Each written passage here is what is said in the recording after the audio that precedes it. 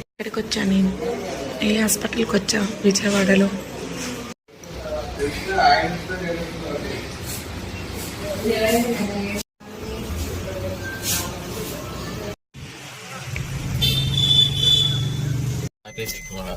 Doctor ఏం చెప్పాడు? నాకు గొంతుకి ఏమైంది చూద్దామా?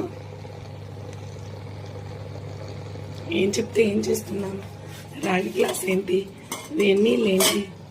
ఎందుకు ఇదంతా? జరగలేదు అయినా ఆవిరి ఎందుకను? డాక్టర్ చెప్పినట్టు చేయాలి.